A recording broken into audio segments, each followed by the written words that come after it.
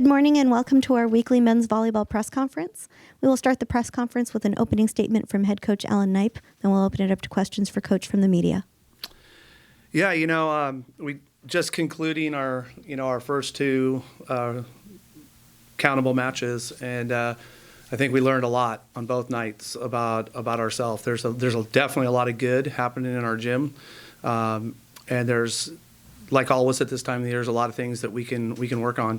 It's been a unique fall as we get into the season because we had so many guys out in our competitions for the fall. You know, with Sotos out and Skylar out, Nathan Harlan out, Ben Braun out, Derek Owens out for extended periods of time. Almost all of our fall competition, these guys missed, so they didn't get that competition. So they're getting it now, and thank goodness our gym has so much talent in it that we can create that, and it's a blessing. And I've been really impressed with that. So as we get ready to go to the East Coast, we usually start traveling and then we come home. So we kind of reversed that this year. We're playing at home early. I'm a huge fan of traveling when the guys are not back in school yet. You get their complete attention. We get a lot of time for video, time for meals, time for small connection time with the guys, so small groups, positional stuff.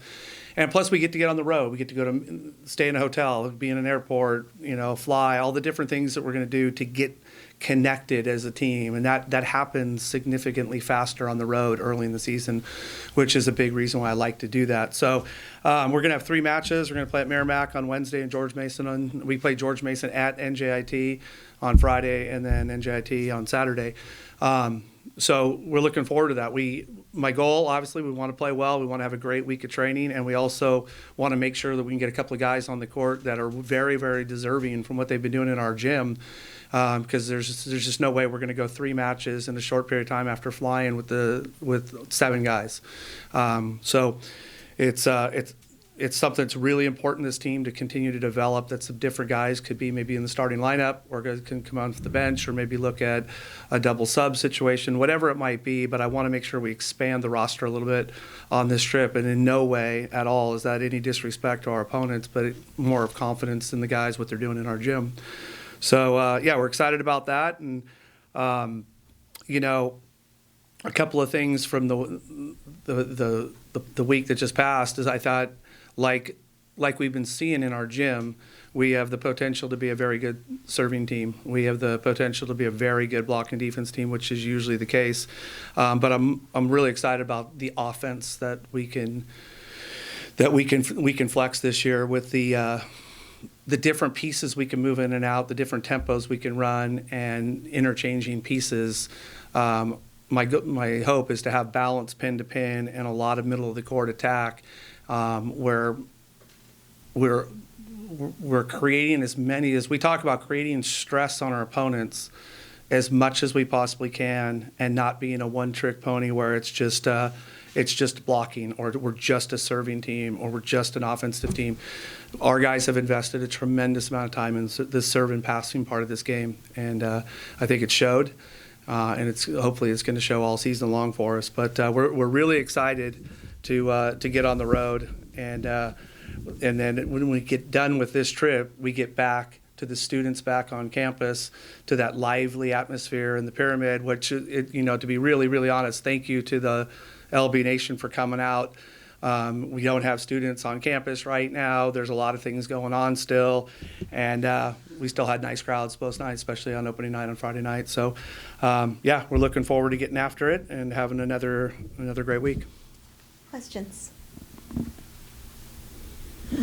Coach, you talked about how this season we're facing teams like teams from the NEC that you just had this weekend. You'll have the SIAC later on. What did these performances from LIU and St. Francis tell you about how the game is growing in those conferences as well? Yeah, I think it tells you that's one of the fastest growing sports in the country. And unfortunately, it's mostly at the grassroots level. It's below. It's a reverse funnel. It's just blowing up at the base. But that's great. It's great for the game. And as someone who's been involved in this game for a long time, you want that to happen, which is why I schedule like I do for two reasons. One, we want to grow the game, so you got to walk the walk. If you're going to talk about you want to grow the game, so you got to schedule people. You got to show athletic directors and conference commissioners that have invested into our sport that their teams are going to get chances to come out on the West Coast, and they're going to get in some gyms, and they're going to play against some of the teams that have been, in the thick of it for years. At the same time, it's up to us and our administration to make sure the game is growing by us getting at different times in their gyms, which is a little bit a part of what we're going to do on Wednesday night. So yeah, I'm excited about that. And then obviously, as the selection criteria for the NCAA is to have a balanced schedule and help grow the game. So we've hit every conference in volleyball with our schedule. It's not random. Coach, just to follow up on the point that an interesting thing you've touched on a little bit with your sport is everyone's obviously very competitive with each other, but there is also a sense of collaboration even among rival coaches or coaches at rival programs of everyone working together to kind of, grow the sport. How do you balance that where it's like, hey, we're all going to get together, make sure we're going in the right direction, and then we're going to go back to our separate spots and try and beat the crap out of each other, Yeah, it's a really unique thing, but I think most of the coaches that are coaching in our game played in this, played men's volleyball, and they would like to leave it better than they found it. And I think we had a responsibility. And to be really honest, back in the days when I was the assistant coach here, maybe my early days as the head coach, you were worried about maybe it disappearing.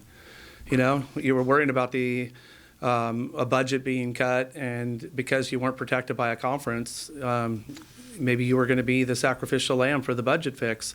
That's what I'm so blessed about being part of the Big West Conference and in men's volleyball being put into the constitution of the Big West, that we're protected. And but not every other men's volleyball team around the country is protected. So I think we're all aware of that, and that's never a good feeling. At the same time, in my own personal situation, I feel some responsibility as the former national team coach that I think we want to make sure we're growing the game the right way, and we're doing it the right way, and we're being inclusive along the way. And I think everybody who has kind of been in that chair or has helped in that process, I think all feels the same way on that. So I think that's where you see that professionalism, being able to get away from the competitiveness sometimes. And I'm really proud of that. Men's volleyball has always been like that, and it's a wonderful fraternity to be part of. Coach, a little bit of a challenge with St. Francis on the Saturday match. Was there really a point maybe between sets 3 and 4 when you had, I guess you could say, an extended talk with your team that you could say maybe is a talk that can carry your team forward throughout the season? Yeah. I think we did that for sure. But it wasn't, it was more of breathing and staying present and let's not be too far ahead of ourselves. It's so easy at this time of the year to want to just get everything in bunches, get everything 3-0, get everything come easy, and it's not possible. Not with a team that's well coached and a team that has some good athletes on it. If we didn't pass the ball as well as we did, that's one thing. But if you're not going to pass the ball as well as we did, and we're also going to have our roughest service set of the night, that's not a good combination. So, the focus was not about what they were doing at all in between sets. The focus was about that we need to get back to staying connected as a group, prepping earlier for serve receive, prepping earlier for block and defense, and go back and breathe and hit our serves on the way up, and then play as hard as we can defensively and in transition, which those parts of the game a lot of times is just effort, and that's controllable. Last question for me, but you talked about playing guys more in the fall and then through injuries and trying to balance that. Yeah. I know that's something with your guys' sport. You've got a big roster. How do you sell that? How do you talk to guys? I mean, that's sort of a big culture test, right? Of you're going to play more in the fall and you're going to not play as much as you want maybe in the spring. How do you kind of manage that individually and in terms of the overall team culture? Yeah, try to be as staff as honest as we can, be as available and be willing to talk about it, set up individual contact meetings, and then literally walk the walk of having the open door policy to come in and chat in the right environment. And it always is something we have to do.